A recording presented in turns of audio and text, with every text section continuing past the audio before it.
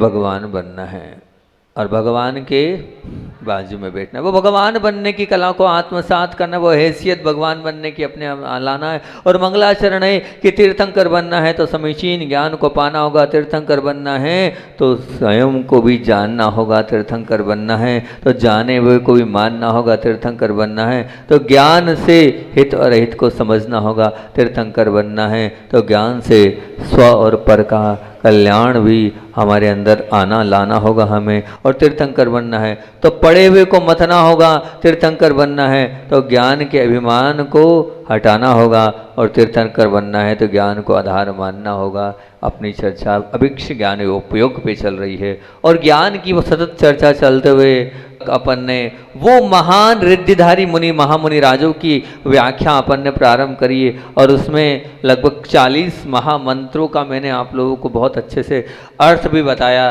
ताकि अर्थ पड़ेगा पता चलेगा तो हम उस ओर हमारे भाव लगेंगे और उस ओर जब भाव लगेंगे तो निश्चित रूप से हमारे परिणामों में निर्मलता आएगी। भैया जी ने बोला हमसे, अरुण भैया जी ने बोले, महाराज जी इतनी अच्छी व्याख्या और इतनी फास्ट कर देते हो आप, थोड़ा सा रूखा करो, इतना तो चिंतन रहता है आपके पास। हमने कहा हमारा भाव ये जल्दी जल्दी तीर्थंकर प्रगति वाला मामला हो जाए, इसलिए बोले नहीं थोड़ा डिटेल में भी समझाओ, ताकि ये जो महामंत्र कोई छोटे मोटे मंत्र नहीं है, ये वो मंत्र हैं जिनसे दुनिया इधर से उधर रखने की ताकत ये वो महामंत्र रखते हैं। और अभी तक हमने आपके बीच में 40 मंत्र तक रख दिए थे। आगे वाला जो मंत्र 41वां नंबर का मंत्र है, 8 मंत्र रह गए, 41 नंबर का मंत्र है और वो मंत्र क्या है? नमो क्षीर शवीणम। ये नमो क्षीर शवीणम का मतलब क्या होता है? क्षीर शवीणम का मतलब ये होता है, खीर बोलते हैं दूध को। किसको बोलते हैं? दूध को खीर बोलते हैं। तो यहाँ नमो क्षीर शवीणम बोल रहे हैं, दूध को बोल रहे हैं और यहाँ ये बोल रहे हैं कि वो क्षीर श्रवी रिद्धि इस प्रकार की होती है कि हाथ में अगर मान लीजिए आपने जो वस्तु डाली वो क्षीरवत स्वाद की हो जाती है, पात्र में डालते ही क्षीरवत स्वरूप को वो धारण कर लेती है। मतलब क्या हुआ? अब आपको शंका हो सकती है कि हमने डाला कुछ और परिवर्तन हो गया दुग्धवत में। हाँ बिल्कुल निश्चित मान के चलना, असंभव कुछ भी नहीं है। जिस प्रकार से वो अमृत समुद्र में गिरता है, वो जो विष है वो भी क्या हो जाता है? कहते हैं कि जिस प्रकार अमृत समुद्र में गिरे वो विष को भी क्या कर देता है? अमृत रूप परिणमन करा देता है। उसी प्रकार जो 13 प्रकार के चारित्र का निर्विरोध और बिल्कुल ऐसे विशुद्धि पूर्वक बिना दोष पूर्वक अगर पालन कर रहा है तो उसके चारित्र की इतनी प्रभाव और इतनी अंदर की विशुद्धि होती है कि उस विशुद्धि और उस प्रभाव से आप जो डालोगे वो दुग्धवत हो जाएगा, क्षीरवत हो जाएगा। ऐसा वहाँ पर स्पष्ट रूप से कहा गया है। ऐसी भी रिद्धि नमो क्षीर शवीणम होती हैगी, ये भी इस प्रकार की रिद्धि हैगी। और इसके लिए कहा गया है कि दुग्धवत से तात्पर्य सांप को एक ही चीज़ प्रिय है। वो क्या प्रिय है? दूध ही प्रिय है। जब नाग पंचमी आती है तो आप क्या चढ़ाते हो? आप दूध ही, आप लोग तो नहीं करते हो लेकिन वैष्णव संप्रदाय की परंपरा है, वहाँ पर दूध ही दिया जाता है। तो कुछ प्रश्न मेरे पास आते हैं कि हमारे गांव में हमारे घर में बहुत सर्प निकलते हैं, हमारे खेत में बहुत सर्प निकलते हैं, हमारी दुकानों में बहुत सर्प निकलते हैं। आप कुछ मत करना, सिर्फ एक इसी पाठ की या इसी की माला फेरना, वो सर्प आपको कभी परेशान नहीं करेंगे। और सर्प यहाँ तक कि इसका ऐसा तक आता है कि इससे विष भी आप उतार सकते हो। सर्प का काटा हुआ विष भी इससे जो है निकलकर आप स्वस्थ प्रशस्त और मस्त हो सकते हो। तो ये भुजंग भय नाशक महामंत्र है। और जिनके घर में इस प्रकार की आदि व्याधि है, जो सर्प से भयभीत होते हैं, उनके लिए मंत्र पढ़ना चाहिए, नमो क्षीर शवीनम। इस नमो क्षीर शवीनम को आप पढ़ोगे तो निश्चित रूप से वो विष भी जो है निर्विष की यात्रा की ओर पहुंच जाएगा। और फिर अगला मंत्र है नमो शप्पी शवीणम। नमो शप्पी शवीणम का मतलब क्या होता है? क्योंकि यहाँ पर उनको नमस्कार कर रहे हैं, किनको? बोले जिनके तप के प्रभाव से अंजुलि पुट में जो गिरेगा वो सर्पी मतलब घृत रूप हो जाएगा। घी रूप परिणत हो जाएगा। और घी रूप परिणत होते ही जो है, जैसे ही वो घी रूप परिणत होता है तो अपने आप में वो शक्तिशाली बन जाता है। क्योंकि ध्यान रखना, सबसे पावरफुल क्या होता है पता है? घी होता है। तो घी जो होता है वो सबसे पावरफुल होता है। तो वो भगवान के हस्तपुट में वो जो भी आप सामग्री डालोगे वो घी के रूप में परिवर्तित हो जाएगी, वो शक्तिशाली हो जाएगी। उसको कहते हैं सप्पी शवीणम। तो सप्पी शवीणम है, मतलब विचार करना कि वो रिद्धिधारी मुनिराज हैं और आपके यहाँ आहार करने गए और आप अंजुलि में कुछ डाल रहे हो और कुछ का कुछ हो रहा है और कुछ का कुछ वो ग्रहण कर रहे हैं। ये है ये महाव्रतों का प्रभाव, ये है निर्दोष चर्या का प्रभाव। और इस मंत्र के लिए कहा है तो यहाँ जितने बेटे हैं, माताएं, सासू माँ जो बेटी है, उनके लिए बड़ा काम का मंत्र है। ये है तो वैसे दूसरों के काम का, लेकिन मैं इसको आप लोगों के काम का निकालता हूँ। युद्ध भय निवारक। युद्ध भय निवारक। अब युद्ध कोई वही नहीं होता, वो उस जमाने में राजा महाराजाओं के लिए था, लेकिन वहां का युद्ध छोड़ दो, आज हर घर में युद्ध है। और आज हर घर में संग्राम चल रहा है। हर घर में आज इसी प्रकार से कोई बात नहीं, हम हथियार से नहीं कर रहे हैं, लेकिन वाणी रूपी जो है वो हथियार से कम नहीं है। तो घर घर में है ना, तो अब वो जो है, अगर ऐसा लगता है कि हमारे घर में बहुत वाद विवाद है और उलझने बढ़ती चले जा रही हैं और आपस में प्रेम टूटता चला जा रहा है, आपस का स्नेह हमारा जो है वो वैसा नहीं है, तो उस प्रकार से भी युद्ध को आप अगर उस विवाद को आप उस अंदर के द्वेष को आप अगर समाप्त करना चाहते हो तो ये युद्ध भय निवास विनाशक ये महामंत्र है। मतलब आपस में लड़ाई ना होकर, जैसे घी जो होता है वो किस प्रकार से होता है, वो घी को चिकनाहट होती है, तो उस घी की चिकनाहट की तरह आपके मन में भी चिकनाहट आ जाएगी। और आपके मन में भी चिकनाहट आने से सब चिकनाहट के आगे आकर चिपकने लग जाते हैं। ऐसे ही आपसे भी सब जो है वो चिपकने लगेंगे, आपके भी पास करीबी सब आते चले जाएंगे। ऐसे वो नमो खीर नमो सप्पी शवीणम ये वाला महामंत्र है। तो जहाँ भी वाद विवाद मामला हो, जहाँ भी लड़ाई झगड़ा वाला मामला हो, वहाँ इस महामंत्र का आप अनुसरण करें, इस महामंत्र को आप जपें। लेकिन श्रद्धा और आस्था अंदर से अहोभाव और विश्वास जागेगा तभी कार्य होगा। बिना विश्वास के कुछ नहीं होता है। इन मंत्रों पर आप विश्वास करो तो निश्चित रूप से होता चला जाएगा। तो ऐसा ये नमो सप्पी शवीणम। मैं तो यहाँ तक कहता हूँ कि जहाँ तलाक वाला मामला हो कि भैया नहीं हो रहा है और एक दूसरे का टूटन हो रहा है और अब जो है वो नहीं हो पाएगा, वहाँ भी इस महामंत्र का आप अनुसरण करें, इस मनुमंत्र की शरण में जाएं। निश्चित रूप से वो जो तलाक वाला मामला है, हो सकता है वो तलाक आपस का विरोध टूट जाए। और यहाँ तक कि जो भाई भाई के, वैसे तो एक पूरा प्रवचन ही करा था मैंने भाई भाई के विवाद पर, तो वो भी अगर आप इस मंत्र का करेंगे तो हो सकता है वो जो चाहे ज़मीन का झगड़ा हो, चाहे दुकान का झगड़ा हो, चाहे और किसी का झगड़ा हो, वो झगड़ा निपट जाए और आपस का वो प्रेम, वो आपस का वात्सल्य वापस बन जाए। तो ऐसा नमो शप्पी शवीणम है। फिर उसके बाद क्या है? नमो महुर शवीणम। नमो महुर शवीणम का मतलब क्या होता है? बोले नमो महुर शवीणम का मतलब ये होता है कि मधुर, सब मधुर मालूम किसको बोलते हैं? गुड़ है, खांड है, शक्कर है, ये सब मधुर वस्तुएं कहलाती है। और अब मधुर वस्तुएं आपने जो हाथ में रखा, अभी सब भोजन वाली चर्चा ही चल रही है, सब आप लोगों की कथा चल रही है ना। तो आपने जो हमें आहार में साधु को दिया और वो साधु को देते ही वो क्या हो गया?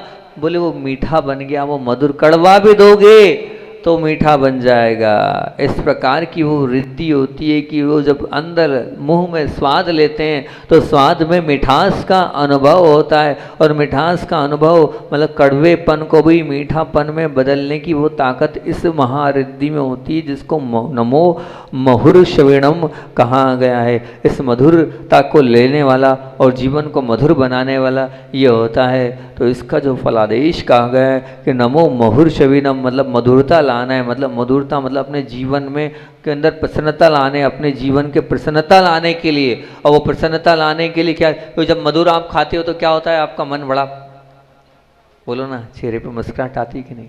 आती है ना। तो मधुरता से निश्चित रूप से मुस्कुराहट आती है, आपकी आत्मा प्रशस्त हो जाती है। तो बस अगर आपको इसका फलादेश ये है, सर्व शांतिदायक, शांति जब ही मिलती है जब मन में प्रफुल्लता और प्रसन्नता होती है, और मन की प्रफुल्लता और प्रसन्नता कब होगी? जब आपको अच्छा सब कुछ मिलता चला जाएगा। तो अब वो ये जो महामंत्र है, जो लोग मुझसे पूछने आते हैं कि सब कुछ है लेकिन शांति नहीं है, खूब पैसा है, कहीं कोई विकल्प वाली बात नहीं है, खूब सब कुछ बढ़िया है लेकिन शांति नहीं है। अब उस शांति के लिए हम कहाँ जाएं, उस शांति को कहाँ प्राप्त करें? तो शांति के लिए आप इस महामंत्र को आप अनुष्ठान करेंगे तो निश्चित मान के चलना, इस अनुष्ठान के माध्यम से आपके जीवन में शांति का निवास होता चला जाएगा। इस प्रकार का ये शांति रूपी महामंत्र है। कौन सा मंत्र है? नमो महुर्षवीर्णम। तो मधुरता को आपके जीवन में ले आएगा, प्रसन्नता आपके जीवन में ले आएगा। ये नमो महुर्षवीर्णम नामक महामंत्र है। फिर कहते हैं अगले नंबर पर बोला है, बोले नमो अमीशवीर्णम।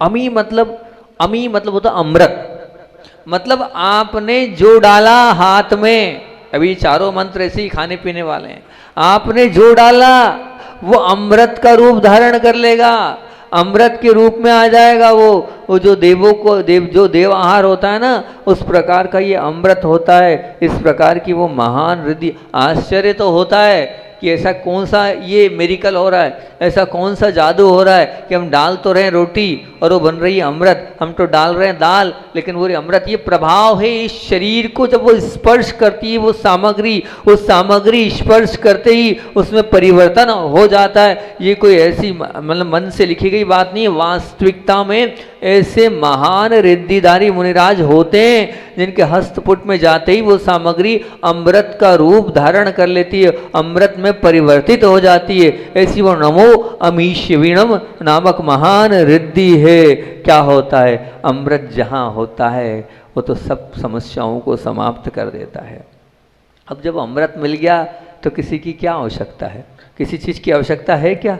नहीं है, क्योंकि आदमी लड़ता काहे के लिए? खाने के लिए, पेट के लिए सबसे ज़्यादा लड़ाई होती हैगी। तो अब अगर सब आपत्तियों और सब विपत्तियों के कारण वो भोजन ही है, तो कहते हैं अगर जीवन में आपत्तियाँ आती हो, समस्याएं आती हो, कष्ट दिख रहे हो और लग रहा है कि हम हैरान हैं और परेशान हैं और आपत्तियों से घिरे, और एक आपत्ति समाप्त होती नहीं है कि दूसरी सामने आकर खड़ी हो जाती है, अब वो होती नहीं है कि तीसरी आगे खड़ी हो जाती है। तो आचार्य महाराज तो वो कहते क्या कहते हैं? आचार्य महाराज तो खुद कहते हैं कि यह तो संसार ही ऐसा हैगा कि यहाँ पर संसार में कौन सा काल चल रहा है? अभी दुखमा काल चल रहा है। तो भैया दुखमा काल चल रहा है तो दुख ही मिलना है। फिर भी महामंत्रों के इन प्रभाव से, इनका अचिंत्य ऐसा वो वैभवशाली प्रभाव है जिनके प्रभाव से आप उन सब आपत्तियों को दूर कर सकते हैं। जो आपत्तियां आपके जीवन में आ रही है उन सब आपत्तियों को अगर दूर करना है, उनको आकर संहार करना है, तो ये सर्व आपत्ति नाशक मंत्र है। जब आपको आपत्ति लगे अपने जीवन में, यहाँ वहाँ मत भटकना, कोई भी ज्योतिषाचार्य के पास मत जाना कि मेरी कुंडली देख लो, कोई भी वास्तु वाले के पास भी मत जाना कि मेरे घर का वास्तु देख लो। आप तो अपना वास्तु देख लो और क्या कर लो, इस महामंत्र का पाठ कर लो, तो सब कुछ आपका जीवन अमृतमय हो जाएगा। जब आपका जीवन अमृतमय हो जाएगा तो किसी की आवश्यकता नहीं लगेगी। नमो अमीशवीणम, भक्ति भाव के साथ जब नमो अमीशवीणम इस महामंत्र का उच्चारण, इस महामंत्र का पाठ करोगे तो जीवन निश्चित रूप से आपका अमृतमय होता चला जाएगा। अगला मंत्र है नमो अक्षीण महान साणम। बहुत ही पावरफुल, बहुत ही अलबेला मंत्र है। कभी कभी तो इसके अर्थ पर जब जाते हैं तो ऐसा लगता है क्या ऐसा हो सकता है? क्या ये सच है? हाँ, ये सच है। ज़रूरी नहीं है कि आपको देखने को नहीं मिल रहा है, तो ऐसे हैं, अभी भी हैं, आज भी हैं और आज भी देखने को मिलती हैं कि ऐसी वो रिद्धि भले ही ना हो लेकिन उस रिद्धि का कुछ प्रभाव देखने को मिलता है। नमो अक्षीण महान साणम का मतलब ये होता है अक्षीण महानस। अक्षीण महानस को नमस्कार, मतलब महानस शब्द इस प्रकार का अर्थ कह रहा है। महानस मतलब जो कहते हैं महानस का अर्थ होता है पता है क्या है? वही खाने पीने की बात, रसोई घर। रसोई घर जो होता है, यह कह सकते हैं रसोई घर में जिनके यहाँ वो जो चावल बना है या भात बना है या घी बना है या और भी अन्न बना है और कुछ भी आपने बनाए, अब मान लीजिए वो अक्षिण महान साणम रिद्धिधारी मुनिराज आपके घर में प्रवेश कर गए और आपके घर में आ गए। अब वो जैसे ही आपके घर में आए, आने के बाद क्या होगा, उन्होंने अंजलि आपके आगे फैलाई और आपने उनको क्या किया, अपने घर से वो आहार दिया। अब वो आहार तो लेके चले गए, लेने के बाद अब हो ये रहा है, उन्होंने आहार कर लिया और चले गए। अब सबसे बड़ी, अगर कहना चाहिए कि अगर कहें कि अगर सबसे बड़ी क्या कहो आप उसको कह सकते हो कि समूह, सबसे बड़ा समूह इस पूरे ऊपर से लेके नीचे तक के काल को निकालेंगे तो सबसे बड़ा समूह अगर किसी का है तो वह चक्रवर्ती का। चक्रवर्ती से बड़ा समूह किसी का नहीं। क्यों? चक्रवर्ती की सेना इतनी बड़ी होती है। चक्रवर्ती की सेना ही, आपका परिवार होगा 100, 200, 500, 1000 का, आपकी रिश्तेदारी होगी 2000, 10,000 से, आप परिचय होगा 10, 20, 25, 50,000 से। लेकिन चक्रवर्ती की सेना सबसे बड़ी अक्षौहिणी सेना कहलाती है। वो जो अक्षौहिणी सेना होती है, जिनको आप आगम ग्रंथों में पढ़ना कि कितने वहाँ सैनिक होते हैं, कितने हाथी होते हैं, कितने घोड़े होते हैं, जब आप उसको पढ़ोगे तो आपको लगेगा। अब एक मुनिराज उस छोटे से रसोई घर में भोजन करके गए, कितना बनाएगी एक माता, कितना बना सकती, क्या ताकत है उस माँ की, वो कितना बना पाएगी बताओ तो। लेकिन कहते हैं अगर मुनिराज जो वो अक्षिण महानुस नामक रिद्धिधारी मुनिराज थे, वो वहां पर उस छोटे से रसोई घर में आहार करके चले गए, उसके बाद पूरी चक्रवर्ती की सेना भी भोजन करके चले जाए तो भोजन समाप्त नहीं होता है। ये प्रभाव है, ये महामुनि राजों की रिद्धियों का प्रभाव है। ऐसी रिद्धियां होती है कि उस रिद्धि के माध्यम से वो चक्रवर्ती का वो पूरा कटक का कटक आहार करके चले आए, फिर भी कमी नहीं। क्या है ये? होता है विश्वास रखो, आस्था रखो। आपको बताएं, जब आचार्य भगवंत हमारे पूज्य गुरुदेव की उस समय जब अजमेर में दीक्षा हो रही थी, और जब दीक्षा हो रही थी उस दीक्षा के समय लोगों ने सोचा कितने लोग आएंगे, 2000, 5000, 10,000, 15,000, 20,000। अब अजमेर समाज ने उतना ही भोजन बनाया। अब जब पब्लिक को देखा तो जितने भी कार्यकर्ता लोग थे, जितने भी संयोजक लोग थे, हैरान और परेशान हो गए। क्या करें, किस प्रकार से करें, घबरा गए। हमने तो घोषणा भी करी है, भोजन की व्यवस्था भी है, कहाँ भोजन दें, खड़े हो जाएंगे, यहाँ वहाँ धक्का खा लेंगे, भोजन तो देना पड़ेगा। पूरा राजस्थान नहीं, पूरा देश पलट गया दीक्षा में। और जबकि उस समय कोई व्हाट्सएप नहीं था। माता जी और महाराज जी के आहार हो जाए तो, और आचार्य महाराज के जहाँ आहार हो जाए तो बात ही क्या है। वहाँ तो कितने लोग भोजन करके चले जाए, लेकिन भोजन कभी कम नहीं पड़ता है। ये होती है रिद्धि। अगर आप श्रद्धा और अगर आपके अंदर आस्था है, विश्वास है तो है, आज भी है, अभी भी घटित होता है। मानो आप, होता है क्या? अच्छा आप लोग बताओ, माताओं आप ही लोग बनाते हो, होता है कि नहीं होता है? बोलो तो, आपके साथ हुआ? कहो कैसा होता है। साधुओं के जब आहार होते हैं, उन निर्गंत महामुनिराजों के आहार होते हैं, तो अपने आप तो ये रिद्धि है। और वास्तविकता में जब वो रिद्धि हो जाएगी तो वो तो फिर पूरे कटक भी आहार करके चले जाए। कटक मतलब सबसे बड़ा समूह। आचार्य के मुख से सुना था कि सबसे बड़ा समूह अगर कहीं इकट्ठा होता है तो वो कहाँ होता है? चक्रवर्ती का सबसे बड़ा समूह होता है। उसकी जो सेना है वो सबसे बड़ी समूह होती है। इस पूरे ऊपर से लेकर नीचे तक, छठवें काल तक के इतिहास को आप उठा के देखोगे, वो वहाँ पर भोजन करके चले जाते हैं। और कहा गया है, इसके लिए कहा गया है कि जो मुनिराज होते हैं वो इस प्रकार के होते हैं कि वो 4 हाथ प्रमाण की गुफा में भी रह रहे हों, और 4 हाथ प्रमाण की गुफा में भी रह रहे हो। अगर मान लीजिए वही पूरी चक्रवर्ती का कटक भी उस गुफा में आ जाए, कौन सा क्या मेरी वहाँ पर वो मेरिकल होता होगा कि वो चक्रवर्ती, जो 4 लोग जिस गुफा में बैठ रहे हैं, उस गुफा में पूरी चक्रवर्ती की कटक की सेना प्रवचन सुन के चले जाएगी। सोचो क्या हो रहा होगा। लगता तो है ऐसा कैसे हो सकता है, जगह कैसे बढ़ती है, लेकिन बढ़ जाती है। क्या वहाँ पर होता होगा? और वहाँ होता है, जब होता है तभी तो आगम ग्रंथों में आया है कि ऐसी रिद्धि होती है। वहाँ सब के सब बैठते चले जाते, सब के सब आते चले जाते। एक बार आचार्य महाराज पास हम लोग ठंड में बैठे थे, तो अब एक छोटा सा कमरा और पूरा संघ आ गया, और सब एक दूसरे के साथ बैठते चले गए। और फिर और महामुनि राजा आए तो आचार्य श्री जी ने पता है क्या बोला था? आचार्य श्री ने कहा, याद करो नमो अखिन महान साणम, बस याद करो, थोड़ी थोड़ी जगह कर लो, सब हो जाएगा। और वास्तविकता में मड़िया जी की बात है कि उस छोटे से कमरे में सुबह की बात है कि ठंड में रोज गुरुदेव देते थे वो अखिन महान अणम ऐसा था, हम खुद आश्चर्य से कहते कि इतने से छोटे से संघ में जब बाहर बाद में उससे कितना बड़ा संघ कैसे आ गया, लेकिन आ जाता है अपने आप। जब जगह हृदय में और मन में होती है तो सब अपने आप वो स्थान भी अपने आप बड़ा हो जाता है। और सब अब 1 घंटा बैठना है और ठस्सस 1 घंटा बैठ के चले गए। ऐसे कुछ वहाँ भी होता होगा कि भगवान के चरणों में पहुँचते होंगे तो इस प्रकार की जगह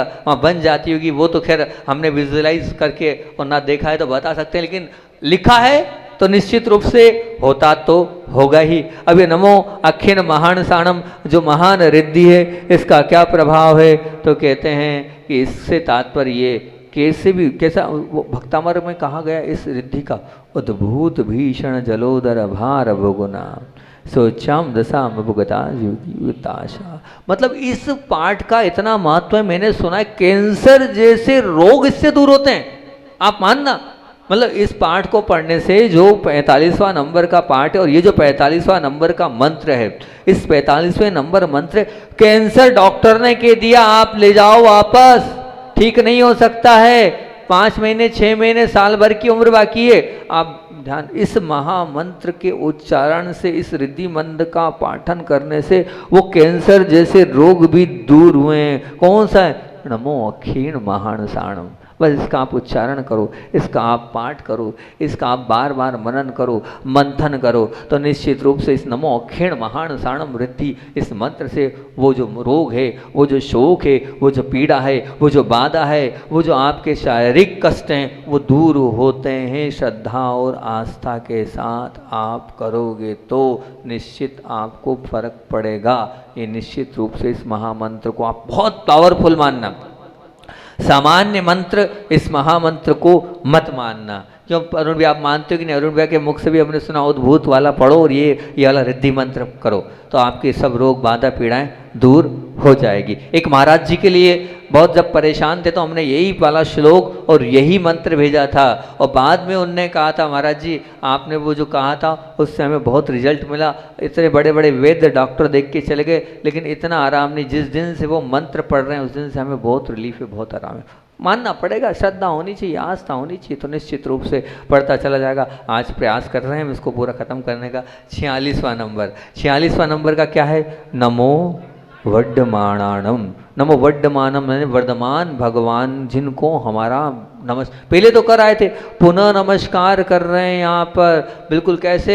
बोले हम नतमस्तक पंचांग मन वचन काय से नतमस्तक होकर सत्कार कर रहे हैं क्योंकि इन्होंने हमारी परंपरा का निर्वाह करने वाले हैं, इन परंपरा का निर्वाह करने वाले हैं। नमो वर्धमानम है, इनको हम नमस्कार करेंगे तो सब प्रकार के हमारे जितने बंधन हैं वो बंधन निकलते चले जाएंगे, उन बंधनों से मुक्त होते चले जाएंगे। तो बंधन से मुक्त होने का तात्पर्य ये हैगा, अगर आपको लगता है कोई आपका प्रेमी स्नेही वात्सल्य है और किसी कारणवश निर्दोष होने के बाद भी अगर कारावास हो गया है, जेल हो गई है और कहीं किसी प्रकार से उलझ चुका है, कहीं फंस चुका है, तो आपको उस जेल से निकालना है, उस बंधन से निकालना है। कहीं आप और भी किसी जगह से बंधित हैं, बंधे हुए हैं, तो उस बंधन से मुक्ति के लिए आप अब जो इस महामंत्र का आप जाप करोगे तो आप बंधन से जो है निकलते चले जाओगे। और मैं तो कहता हूँ सबसे बड़ा बंधन है कर्म का।